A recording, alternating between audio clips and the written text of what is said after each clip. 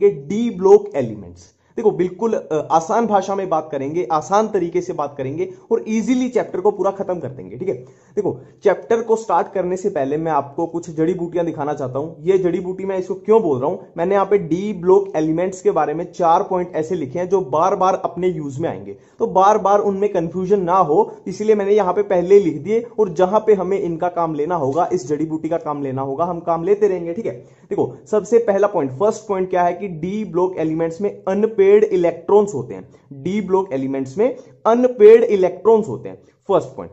Second point क्या है कि डी ब्लॉक एलिमेंट्स में एम्प्टी ऑर्बिटल्स होते हैं। डी ब्लॉक एलिमेंट्स में एम्प्टी ऑर्बिटल्स होते हैं। Third point, D block elements की वेरिएबल ऑक्सीडेशन स्टेट होती है। ठीक है, वेरिएबल मतलब कभी कितनी हो जाएगी, कभी कितनी हो जाएगी, फिक्स नहीं है कुछ। डी ब्लॉक एलिमेंट्स की ऑक्सीडेशन स्टेट वेरिएबल होती है। फोर्थ पॉइंट कि जो Zn, Cd, Hg ये 3 एलिमेंट हैं, ये एक ही ग्रुप में आएंगे। ये 3 एलिमेंट हैं, हमें देख के ही पता लग जाएगा कि इनमें इनकी इलेक्ट्रॉनिक कॉन्फ़िगरेशन क्या आएगी, D10 आएगी, मतलब fully filled D orbitals.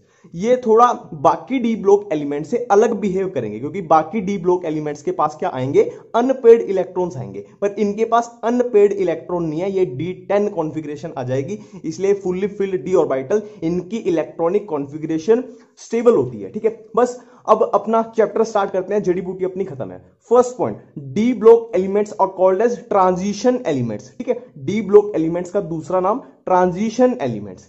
Second point, वही हमने ऑलरेडी कर चुके हैं, ये Zn, Cd, Hg इनकी क्या होती है, फुल्ली फिल्ड डी ऑर्बिटल होते हैं। ठीक है, फुल्ली फिल्ड डी ऑर्बिटल होते हैं, मतलब इनके पास अनपेड इलेक्ट्रॉन नहीं होते, ये बाकी डी ब्लॉक एलिमेंट से अलग बिहेव करते हैं, इसलिए इनको हमने बोल दिया नॉन ट्रांजिशन। ठीक है, इनको बाकियों ने बोला कि भाई हम ट्रांजिशन है, पर तुम्हारे पास फुल्ली फिल्ड डी ऑर्बिटल है, तो हम तुम्हें ट्रांजिशन वाले क्लब में शामिल नहीं होने देंगे, इसलिए इनको बोला नॉन ट्रांजिशन एलिमेंट्स। ठीक है, नेक्स्ट है जनरल इलेक्ट्रॉनिक कॉन्फ़िगरेशन। ये तो इजी है, आपने ऑलरेडी किया ही होगा, सभी कर लेते हैं, जो वो है वो भी सबको पता ही होगा, वो ध्यान रखना है, कौन सा, कॉपर और क्रोमियम का।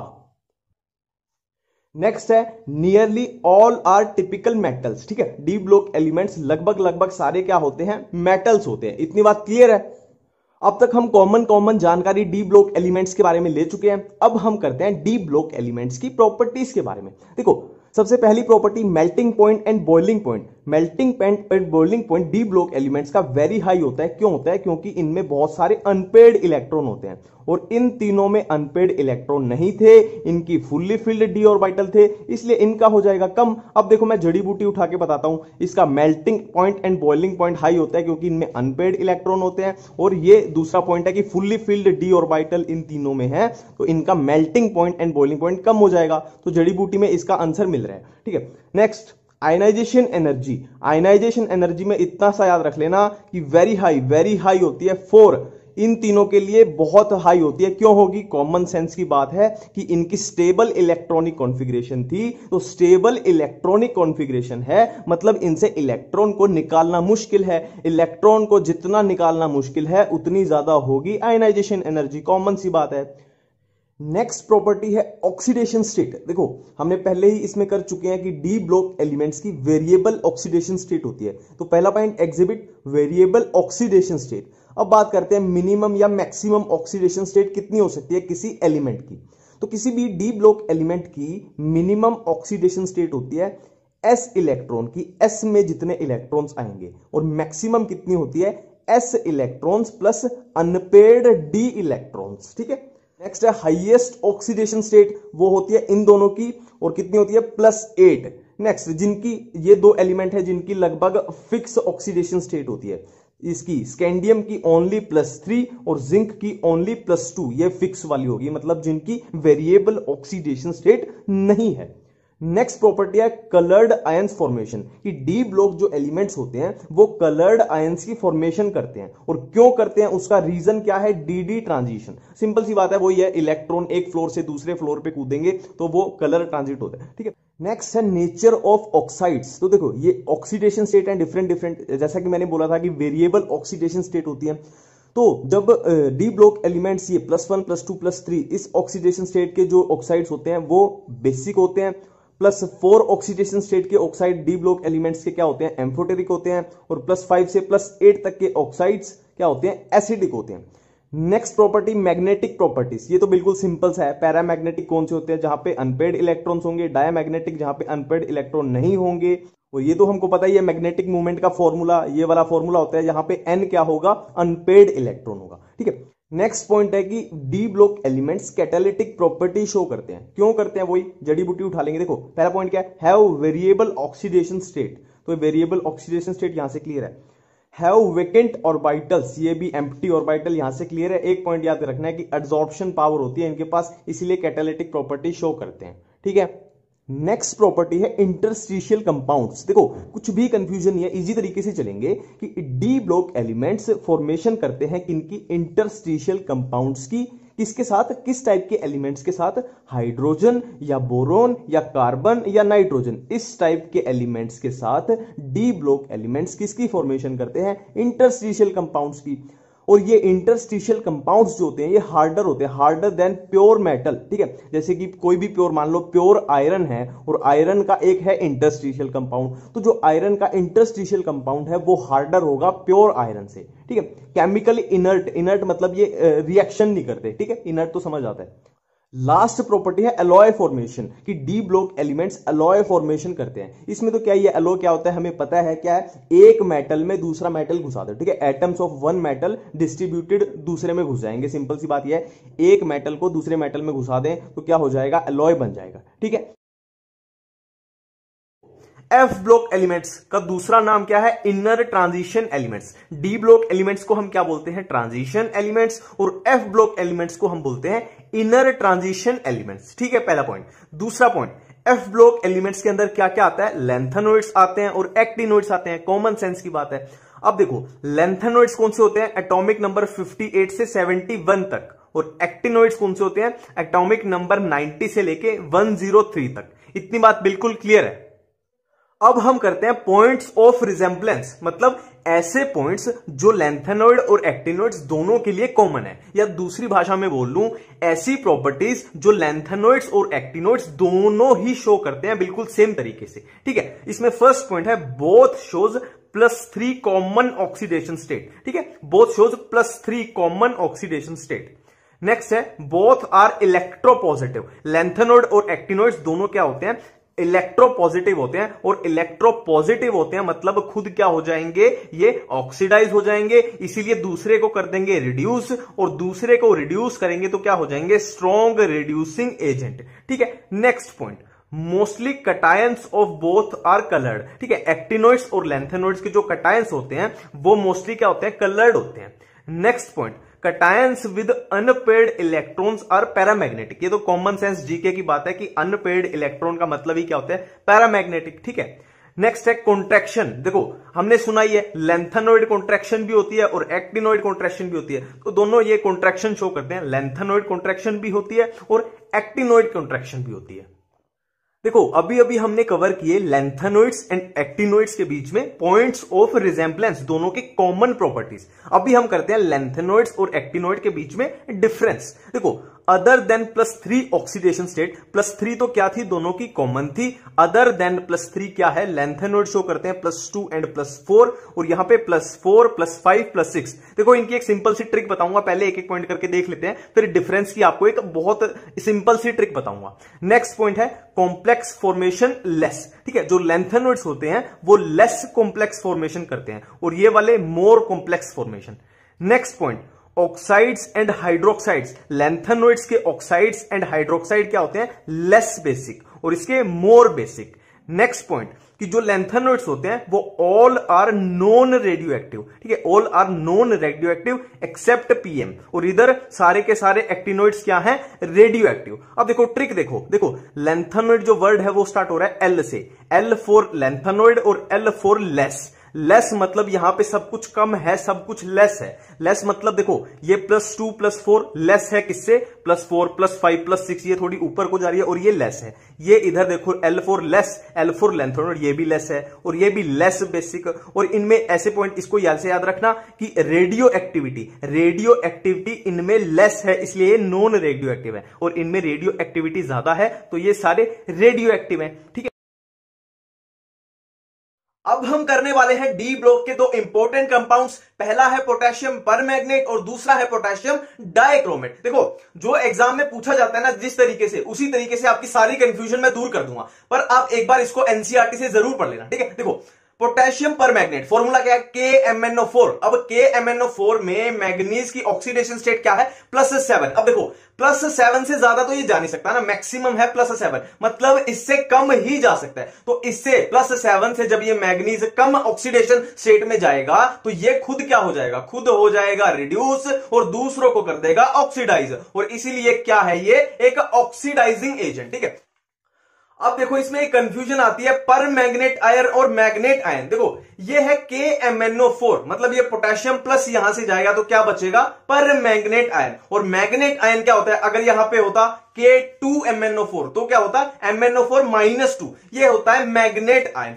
अब इसमें से जो सुपर हिट क्वेश्चन सबसे ज्यादा मैक्सिमम पूछे जाने वाला क्वेश्चन है वो है ये। देखो, ये है KMnO4 +7 ऑक्सीडेशन स्टेट में है मैग्नीज। अब देखो, इसको अगर हम एसिडिक सॉल्यूशन में डालेंगे तो क्या होगा, मैग्नीज +7 से चला जाएगा +2 में, और न्यूट्रल में क्या जाएगा, +7 से +4 में, और बेसिक मीडियम में क्या होगा, +7 से +6 में चला जाएगा। क्लियर बात है। तो ये बात तो क्लियर है कि हर केस में +7 से कम ही जा रहा है, ज्यादा नहीं जा रहा, मतलब तीनों केस में किसका काम कर रहा है, ऑक्सीडाइजिंग एजेंट का, है ना। अब देखो, इनको याद कैसे करना है ना, इनको बार बार भूल जाते हैं, तो न्यूट्रल का सिर्फ याद रखना, न्यूट्रल का याद रखना +4, है ना। ऐसे लगा लो कि ये pH है, ये pH है +4। अब 4 में से 2 माइनस कर दो, इधर 4 में 2 प्लस कर दो, इधर 4 में से 2 माइनस कर दो 2, इधर 4 में 2 प्लस कर दो 6, ठीक है। और ये अगर आपको भूल जाए तो ऐसे याद रखना, ये क्या है, pH है। अब pH कम होगी तो सॉल्यूशन एसिडिक है,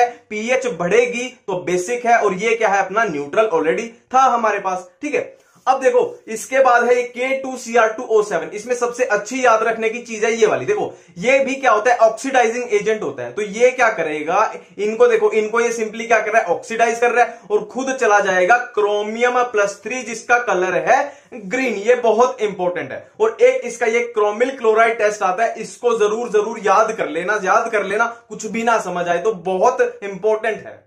तो इस वीडियो के बाद आपको इस चैप्टर में कोई भी कंफ्यूजन नहीं होगी, ठीक है। स्टार्ट करते हैं, एडसॉर्प्शन वर्सेस अब्जॉर्प्शन। देखो, इसको एक एग्जांपल से समझो। ये एक रबर है, मैंने इस रबर को पानी में डाल दिया, तो अगर वो पानी सिर्फ इसके सरफेस पे रहा, मतलब इसके अंदर नहीं घुसा, तो उसको बोलेंगे एडसॉर्प्शन। और दूसरा केस है कि पानी पूरा इसके अंदर घुस जाए, अंदर चला जाए, तो उसको बोल देंगे अब्जॉर्प्शन, है ना। बिल्कुल थ्रू आउट यूनिफॉर्मली डिस्ट्रीब्यूटेड हो गया पानी, और सिर्फ सरफेस पे रहा तो एडसॉर्प्शन। इतनी बातें क्लियर हैं, ठीक है। अब एक टर्म आती है सॉर्प्शन। ये क्या होता है, देखो, both adsorption and absorption take place simultaneously, मतलब एडसॉर्प्शन एंड अब्जॉर्प्शन दोनों जब साथ में हो उसको बोल देंगे सॉर्प्शन, ठीक है। देखो, अब्जॉर्प्शन के बारे में हमें इस चैप्टर में इतना पढ़ना नहीं है, हमें पढ़ना है किसके बारे में, एडसॉर्प्शन के बारे में। अब इसमें देखो, दो टर्म आती है, एडसॉर्बेट एंड एडसॉर्बेंट, ठीक है। देखो, इसको ऐसे याद करो, मैंने क्या एग्जांपल बताया था कि रबर पे हमने पानी डाल दिया।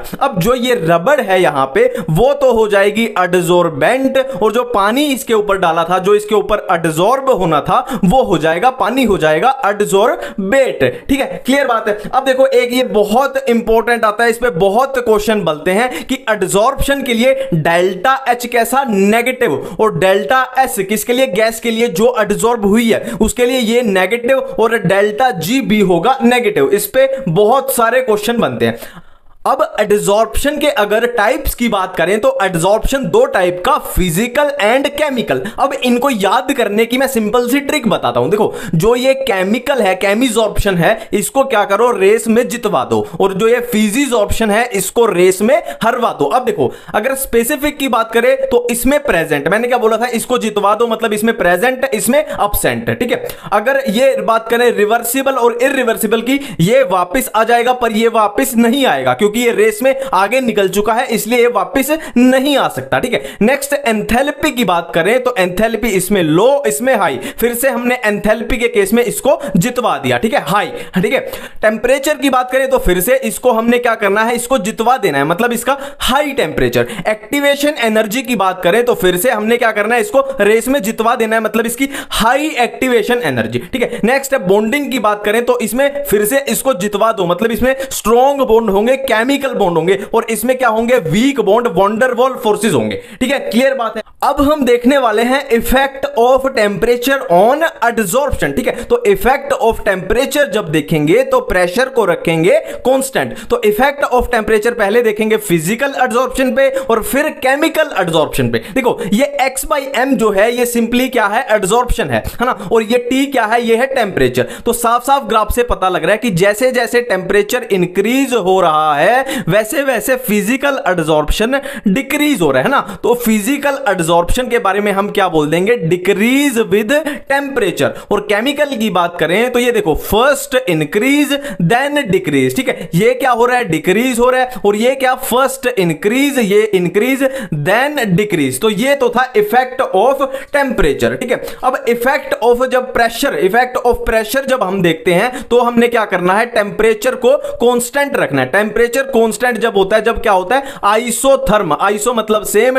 थर्म मतलब टेंपरेचर। ठीक है, तो इसमें बहुत फेमस ये आती है फ्रेंडुलिक, जो भी आप बोलते हो इसको नाम से, अंग्रेजी में मेरे को इतना नहीं पता। तो ये वाली एडसॉर्प्शन की आइसोथर्म आती है। अब इसमें इंपॉर्टेंट क्या ध्यान रखना है, देखो इसमें क्या है, देखो प्रेशर का इफेक्ट देखना है एडसॉर्प्शन पे, ये क्या है, x/m एडसॉर्प्शन है, और हम इफेक्ट देख रहे हैं प्रेशर का। तो कुछ ऐसा सा ग्राफ है। अब इस ग्राफ को हमने 3 पार्ट में डिवाइड कर लिया। एक तो ये बिल्कुल जो स्ट्रेट लाइन जा रहा है, एक ये जो थोड़ा सा कर्व्ड है, और एक ये बिल्कुल जो कांस्टेंट हो गया। मतलब क्या कहना चाहता है कि इस पॉइंट तक जो एडसॉर्प्शन है वो प्रेशर के डायरेक्टली प्रोपोर्शनल है, डायरेक्टली प्रोपोर्शनल है ए पार्ट में। और बी पार्ट में क्या हुआ, तो ये है प्रेशर के बिल्कुल डायरेक्टली नहीं है, मतलब कोई पावर के प्रोपोर्शनल है इस पार्ट में, कर्व्ड पार्ट में। और यहां पे क्या हुआ, एडसॉर्प्शन बिल्कुल कांस्टेंट हो गया, मतलब प्रेशर का कोई फर्क ही नहीं पड़ रहा, मतलब प्रेशर पे ये डिपेंड ही नहीं कर रहा, प्रेशर की पावर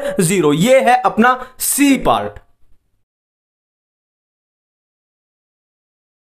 कोलॉइड्स पढ़ते हुए हम सबसे पहले करेंगे ट्रू सॉल्यूशन, कोलॉइडल सॉल्यूशन और सस्पेंशन के बीच का डिफरेंस। ठीक है, देखो अगर पार्टिकल साइज की बात करें तो ट्रू सॉल्यूशन में particle size less than 1 nanometre, और कोलॉइडल सॉल्यूशन में 1 to 1000 नैनोमीटर, और सस्पेंशन में मोर देन 1000 नैनोमीटर। ठीक है, अब बात करें, देखो ट्रू सॉल्यूशन कैसे, होमोजीनस, कोलॉइडल सॉल्यूशन हेट्रोजीनस, और सस्पेंशन भी हेट्रोजीनस। ठीक है, और अगर पार्टिकल्स के सेटलिंग की बात करें तो ट्रू सॉल्यूशन में पार्टिकल सेटल नहीं होते, और कोलॉइडल सॉल्यूशन में वैसे नॉर्मली सेटल नहीं होते पर सेंट्रीफ्यूगेशन पे सेटल हो जाते हैं, और सस्पेंशन में बात करें तो सेटल हो जाते हैं। ठीक है, और ये TNB क्या है, Tyndall effect and Brownian movement. तो Tyndall effect and Brownian movement true solution में अब्सेंट है, कोलॉइडल सॉल्यूशन में प्रेजेंट है, और सस्पेंशन में प्रेजेंट हो भी सकती है और नहीं भी हो सकती। देखो थोड़ा आइडिया लेने के लिए इसको ऐसे याद रखा करो, है ना, थोड़ा सा आइडिया लग जाएगा। ये है बिल्कुल वाटर, ये ट्रू सॉल्यूशन है वाटर, कोलॉइडल सॉल्यूशन है मिल्क, है ना, थोड़ा उससे विस्कस हो गया, और सस्पेंशन क्या है, शहद, हनी। ठीक है, इसको थोड़ा ऐसे याद रखा करो। अब इसके बाद आप देखो कोलॉइडल सॉल्यूशन, कोलॉइडल सॉल्यूशन में 2 फेज होते हैं, एक तो डिस्पर्स्ड फेज, एक डिस्पर्जन मीडियम। ठीक है, देखो डिस्पर्जन मीडियम भी फेज ही होता है। ठीक है, कोलॉइडल सॉल्यूशन में 2 फेज होते हैं, dispersed phase and dispersion medium. ठीक है, अब ये फेज और मीडियम ये क्या होते हैं, इनको थोड़ा ऐसे समझो, या तो आप सोल्यूट और सोलवेंट का एग्जांपल लेके समझ लो कि ये एक तरीके से सोल्यूट है और ये है सोलवेंट, या इसका बेस्ट एग्जांपल ये देख लो, इससे आपको आइडिया लग जाएगा। देखो अगर हम वाटर में मेटल के पार्टिकल्स को मिला देते हैं तो जो मेटल के पार्टिकल्स हैं हैं वो हुए डिस्पर्स्ड फेज, और वो कैसे मीडियम में घुले हैं? वाटर के मीडियम में। तो डिस्पर्जन मीडियम क्या हो जाएगा? वाटर। तो क्लियर है, ठीक है। अब देखो कोलोइडल सॉल्यूशन की डिवीजन आती है नेक्स्ट, कि कोलोइडल सॉल्यूशन को 3 बेसिस पे डिवाइड किया गया है। फर्स्ट बेसिस क्या है? Colloidal solution on the basis of physical state of dispersed phase and dispersion medium. ये होता है 8 टाइप का, ठीक है। सेकंड है colloidal solution on the basis of interaction between dispersed phase and dispersion medium. ये होता है 2 टाइप का, लायोफिलिक कलोइड्स एंड लायोफोबिक कलोइड्स, ठीक है। अब थर्ड है colloidal solution on the basis of types of dispersed phase particle, ठीक है। यह है 3 टाइप का, मल्टीमोलिक्यूलर, मैक्रोमोलिक्यूलर एंड एसोसिएटेड कोलोइड। अब इनको बारी बारी से करेंगे। सबसे पहले ये वाले करेंगे, फिर ये वाले करेंगे, फिर ये वाले करेंगे। तो सबसे पहले हम ये करने वाले हैं। अब देखो ये है हमारे पास 8 टाइप के कोलोइड, ठीक है। ये है डिस्पर्स्ड फेज, ये है डिस्पर्जन मीडियम, और ये है कोलोइड्स। अब इनको याद कैसे करना है? देखो सबसे पहले देखो, अगर डिस्पर्जन मीडियम आपको गैस मिले, डिस्पर्जन मीडियम आपको गैस मिले, तो आंसर जाएगा एरोजोल। तो 2 एरोजोल वाले मैं यहां से काट देता हूं, ये ऑटोमेटिक अपने को याद हो गए, ठीक है। अब देखो लिक्विड प्लस लिक्विड क्या होता है? इमल्जन। ये इंपॉर्टेंट या नॉर्मल सी कॉमन सेंस की बात है, इंपॉर्टेंट भी है। इमल्शन अलग से टॉपिक है ना। वाटर में ऑयल मिला दो या ऑयल में वाटर, लिक्विड लिक्विड क्या होता है? इमल्जन होता है। ये भी अपना कट गया, ठीक है। अब देखो नेक्स्ट, देखो इसको कैसे याद करें? देखो SOL सोल, ये भी अपने को याद हो गया, ठीक है। अब ये है फोम है। देखो आपने घर में झाग देखे, झाग, तो झाग में क्या होता है? लिक्विड में क्या होता है? गैस होता है। लिक्विड में गैस होती है झाग, तो ये भी फोम अपने को याद हो गया, ठीक है। अब जो बच गए, देखो अब जो 3 बच गए उनमें एक चीज कॉमन है कि डिस्पर्जन मीडियम तीनों में क्या है? सॉलिड है, ठीक है। तो इसको तो कैसे याद रखना है? जेल वाले को liquid solid gas, G for gas, G for gel, liquid solid gas, तो ये भी याद हो गया, ठीक है। अब देखो बचे हुए कैसे याद करें? कि जिसमें भी डिस्पर्जन मीडियम सॉलिड आया उसका आंसर कर दो सॉलिड सोल। तो ये अपने को थोड़ा आइडिया लगा के याद हो सकते हैं, ठीक है। तो अब देखो हमने ये 8 टाइप के कर लिए। अब हम चलते हैं लायोफिलिक एंड लायोफोबिक पे, ठीक है। देखो लायोफिलिक क्या होता है? लायोफिलिक मतलब लिक्विड लविंग, लायोफोबिक, फोबिक मतलब फोबिया, फोबिया मतलब डर, मतलब हेटिंग। ये लिक्विड लविंग, ये लिक्विड हेटिंग। अब देखो ये प्यार फैलाएगा और ये हेट मतलब नफरत फैलाएगा। तो अच्छी चीजों में ये जीत जाएगा और बुरी चीजों में ये जीत जाएगा। इतनी सी बात अगर आपको याद है तो ये आपका कंप्लीट हो गया। अब देखो प्रिपरेशन की बात करें तो प्रिपरेशन अच्छी चीज है, तो लायोफिलिक इजीली प्रिपेयर्ड हो जाता है और लायोफोबिक नहीं होता, तो ये जीत गया इसमें। स्टेबिलिटी की बात करें तो स्टेबिलिटी भी अच्छी बात है, उसमें भी लायोफिलिक जीत जाएगा, मतलब मोर स्टेबल, और ये है लेस स्टेबल मतलब अनस्टेबल है। रिवर्सिबिलिटी की बात करें तो ये भी अच्छी चीज है, तो इसमें भी लायोफिलिक जीत जाएगा और ये लायोफोबिक हो जाएगा इरिवर्सिबल मतलब रिवर्सिबल नहीं है, तो इसमें भी ये जीत गया। विस्कोसिटी की बात करें, गाढ़ापन, विस्कोसिटी भी अच्छी चीज है, तो इसमें भी लायोफिलिक जीत जाएगा, मतलब लायोफिलिक में viscosity is higher than solvent, और इसमें क्या होती है? सॉल्वेंट के बराबर, तो इसमें भी ये जीत गया। अब 2 चीजें बची जो बुरी हैं, ये थी सारी अच्छी चीजें, 2 चीजें बची जो बुरी हैं। देखो एक तो टेंशन, सरफेस टेंशन, टेंशन जहां वर्ड आ गया मतलब वो बुरी चीज है। स्कैटरिंग मतलब बिखर जाना, तो बिखरना भी एक तरीके से बुरी चीज है, तो इसमें लो किसमें होगी? कम होगी लायोफिलिक में, क्योंकि बुरी चीजों में ये हार जाएगा, बुरी चीजों में ये जीतेगा, ये जीतेगा, तो इसमें ये 2 चीजें हाई हो जाएंगी। तो इस तरीके से कॉमन आइडिया लगा सकते हैं, ठीक है। अब देखो अब हम करने वाले हैं ये मल्टीमोलिक्यूलर, मैक्रोमोलिक्यूलर एंड एसोसिएटेड कोलोइड, ठीक है। सबसे पहले है मल्टीमोलिक्यूलर। देखो नाम से ही पता लग रहा है, मल्टी मतलब बहुत सारे, मोलिक्यूलर मतलब मोलिक्यूल्स, तो बहुत सारे पार्टिकल, छोटे छोटे पार्टिकल्स मिलके एक पार्टिकल बना देंगे और ये पार्टिकल कोलोइडल रेंज का होगा, तो कोलोइड की फॉर्मेशन हो जाएगी। इतनी सी सिंपल सी बात है। नेक्स्ट है मैक्रोमोलिक्यूलर। इसके बारे में एनसीईआरटी में ऐसे ही लिखा हुआ है कि macromolecules in suitable solvent form solution in that solution size of macromolecules is in colloidal range. Clear बात है। सबसे लास्ट और सबसे इंपॉर्टेंट है एसोसिएटेड कोलोइड्स। ठीक है, देखो कुछ सब्सटेंस होते हैं, कुछ ऐसे सब्सटेंस होते हैं जो लो कंसंट्रेशन पे स्ट्रॉन्ग इलेक्ट्रोलाइट की तरह बिहेव करते हैं, बट यही सब्सटेंस जब हाई कंसंट्रेशन पे हो तो ये कोलोइड सॉल्यूशन बना देते हैं, कोलोइड की तरह बिहेव करते हैं, और इन कोलोइड्स को क्या बोलते हैं? मिशेल्स बोलते हैं। अब देखो यहां पे बहुत इंपॉर्टेंट दो चीजें आती हैं। ये जो मिशेल्स की फॉर्मेशन हुई ये एक पर्टिकुलर टेंपरेचर के ऊपर होती है और उस टेंपरेचर को बोलते हैं क्राफ्ट टेंपरेचर। अब दूसरी लाइन, ये जो मिशेल्स की फॉर्मेशन हुई ये एक पर्टिकुलर कंसंट्रेशन के ऊपर होती है, तो उस कंसंट्रेशन को बोलते हैं क्रिटिकल मिशेल कंसंट्रेशन। क्लियर बात है। अब देखो अब हम करने वाले हैं प्रिपरेशन ऑफ कोलोइड्स, कि कोलोइड्स को कैसे प्रिपेयर किया जाता है। ठीक है, देखो मैं टू द पॉइंट जो आपकी कंफ्यूजन है वो सारी रिमूव कर दूंगा। तो सबसे पहले है केमिकल मेथड। इसमें यही याद रखना कि केमिकल रिएक्शन जैसे डबल डीकंपोजिशन, ऑक्सीडेशन, रिडक्शन, इनकी हेल्प से हम कोलोइड्स को बना लेते हैं। और दूसरा मेथड है ब्रैडिक्स आर्क मेथड। देखो इसको ऐसे याद रखना, देखो गोल्ड, सिल्वर, प्लेटिनम इनकी रोड होती है। आपने घरों में देखा होगा ना, जिस रोड से हम पानी गर्म करते हैं, बाल्टी में जो रोड पानी गर्म करने वाली होती है, एक तरह से ऐसे समझो कि वो रोड जो है वो गोल्ड, सिल्वर या प्लेटिनम की बनी हुई है। अब क्या होगा, वो पानी में डली हुई है, अब क्या होगा, धीरे धीरे वो गर्म होगी, गर्म होगी, गर्म होगी, तो क्या होगा, उनके जैसे ये इन मेटल की वो बनी थी, तो ये मेटल की रोड जब गर्म होगी तो उनके छोटे छोटे पार्टिकल जो है वो पानी में आ जाएंगे, और पानी में आएंगे तो वो कोलोइड की फॉर्मेशन कर देंगे। इसको ऐसे समझा जा सकता है इजी तरीके से। ठीक है, नेक्स्ट है पेप्टाइजेशन। देखो इसमें एनसीईआरटी की लाइन में आप कंफ्यूज बहुत होते होगे, पर इसको सिंपल तरीके से समझो। देखो यहां पे दो चीजों में आपको कंफ्यूज किया जाता है, एक है प्रेसिपिटेट, एक है इलेक्ट्रोलाइट्स। प्रेसिपिटेट को रिप्लेस कर दो पत्थर से। ठीक है, देखो मैंने पत्थर में, देखो मैंने पानी में पत्थर डाले, प्रेसिपिटेट डाले मैंने पानी में, है ना, मैंने पानी में पत्थर डाले यानी मैंने पानी में प्रेसिपिटेट डाले, पर वो क्या है, वो कोलोइड की फॉर्मेशन नॉर्मली नहीं कर रहे, मतलब वो पिघल नहीं रहे।